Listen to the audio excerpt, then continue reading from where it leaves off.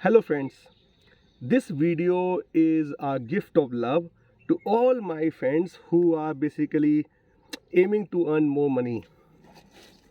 And this is also to prove the point that why I'm doing what I'm doing.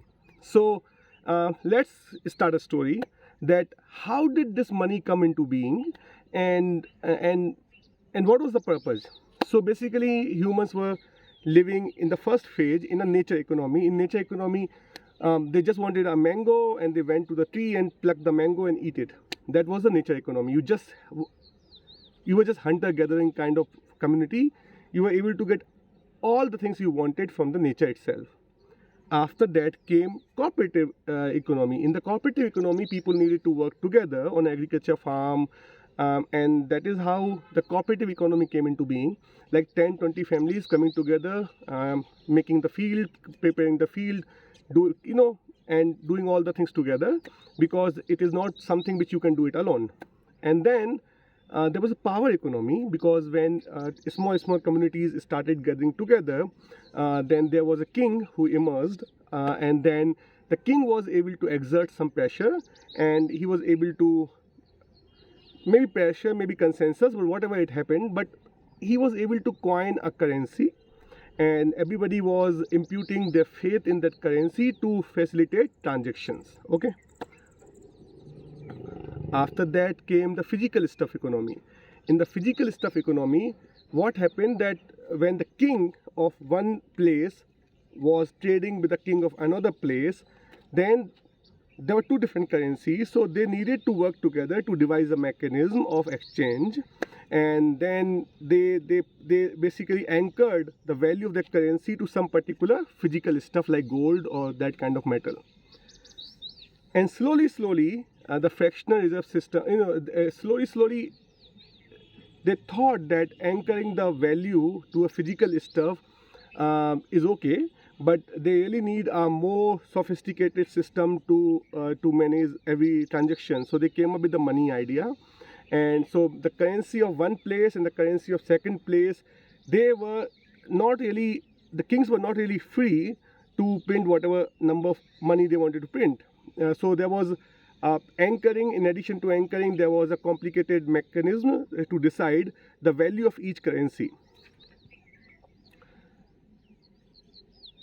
So different kings coming together, 30-40 kings coming together. Sometimes this particular king is not able to print more money because that will reduce the value, or that will reduce the perception value of all the things this guy is selling in the market. So they came up with some idea called credit. And so after money, there was a credit economy. And I think from here you can get the drift, that because this onward, you know what happened.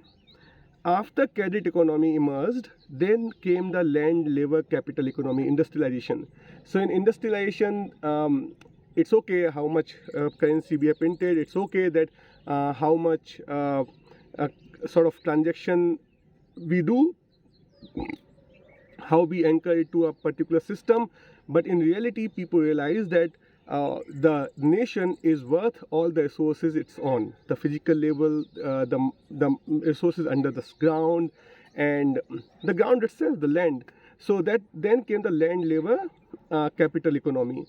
After that, there was technology. So it's okay how much capital you have got, it's okay how much land you have got, it does not matter how much labor you have got, but how innovative technology is.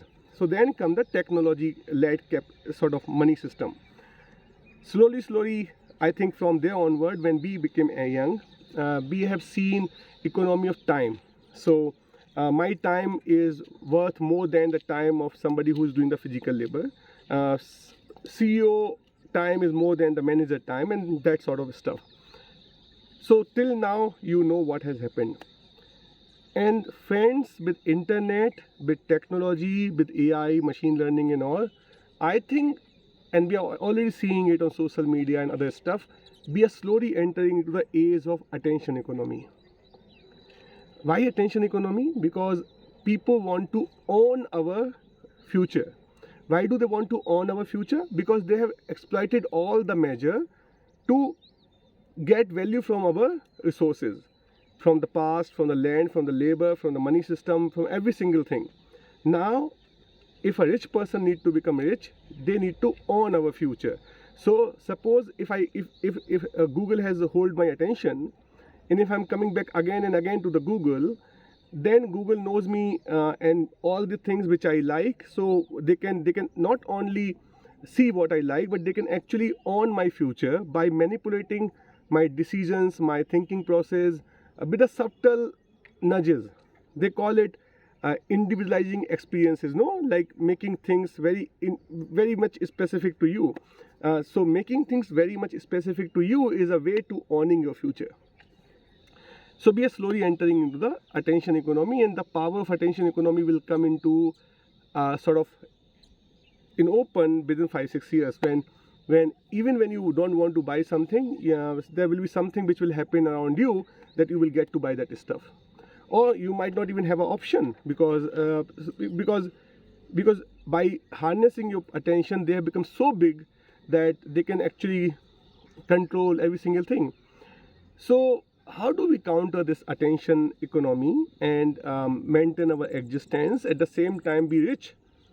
I think when the technology company, people who are big, when they have in their urge to control millions of people as a mass, and trying to control some of the broad stuff with individual precision technology led control, I think individuals like us, people who are able to see things through, what we should do, we should help all these rich corporate who really want to make more money with some things which only a person with attention can observe. So as you've seen, finding a bug in Google can fetch you billions. So similarly, finding a bug in the thinking process of a rich person to help him find peace, to help him align their strategy in the benefit of human being, can fetch you a lot of money. So when I said capitalist system, I don't really mean that Google is bad or capital system is bad. The thing is, they don't really know at a collective level that they are not really helping people. So what does it mean? So what is a system? A system is sum total of all the variables which you have excluded from your consideration. So suppose there are 10 variables which needed my attention out of and there are 30 people in my company. So, and I have excluded one variable from my consideration because my ability to manage all these 10 variables is less. Then that one variable and similarly excluded variable of 30 other people will create a something which they call it invisible hand or whatever, destiny. And then at a collective level, the stupidity can actually become a exploitative system. So I don't really believe that even as any one person can do this kind of stuff. It's a collective stupidity of all of us. I mean, I was seeing someone agitating against 5G on the social media by using the mobile which uses 5G. So I think you understand what I'm trying to say, that in coming days, if someone can help all these richer people with the ability, with the power, with knowledge, with wisdom, so they can accommodate more variable in the decision making process, that can make you so rich. But how do you yourself get that power? To get that power, you need to take a pause. Not really pause in a way that you just go do a yoga and all those things. The pause is you really need to feel abundance. The moment you feel abundance, you feel that God has, there's a power which is taking care of you. You feel that abundance, and with that abundance, all your anxiety goes away. The sense of time, the way we perceive time, you will have so much time even while you are about to take a snap decision. So that is what I mean by taking a pause. But taking a pause actually means that feel the abundance. I mean, you really need to see that you have already been taken care of. And with that, you will get a pause, at the same time enough space to come up with the attention that can be rewarded. So that is what we are doing now. And when other people are trying to grab your attention to exploit you, I think you need to invest your attention in the empty space, in the abundance, in the empty space which actually is the source of every single thing. So you really need to invest that attention into that space to get it multifold, and then help rich people with that sort of attention. So that is what it is happening now. But in future, what will happen, we will transition into intention economy. So with intention economy, what I mean, that there are people who will have intention to accumulate the mean called money, and then there will be people who will focus on intention to enjoy the pleasure which money is originally intended for. So some people will have all the vehicle but no destination, and some people will have all the destination which needed to be found within, and you really don't need external money to reach there. So with the world going toward that intention economy framework, my friend, though you can help other people to make more money, but I will actually encourage you to try to find the means other than the physical, internationally operated, few people controlling money system. So instead of putting your all eggs in that basket of manipulated currency, even I would say that technology, new innovation, cryptocurrencies and all, instead of putting that your faith on that currency to reach and to assess all the desires you want to fill, is a very risky strategy. So can I request you to have an intention to actually meet all your desires without externally anchored currency, and that will make you not possibly not rich in the other's eye, but that will make you rich in a real sense. So as I again described, there was nature economy, then cooperative economy, then power economy, then physical stuff economy, then money economy, then credit economy, then land labor economy, then time economy. Now we are in the attention economy phase, and very soon we will enter into the intention economy level. And at that level, if you really have a good anchor, intention as an anchor for your life, you are already winner. So cherish the abundance, and that will give you pause. You don't need to take a pause. That there's a design which will give you a sort of slow motion view of this world, and you can actually identify where you need to intervene. So this is my first try to sort of nudge you in the direction. In the coming sessions, videos, I will extend more argument to make you rich, and at the same time possibly maybe pauper in the worldly sense.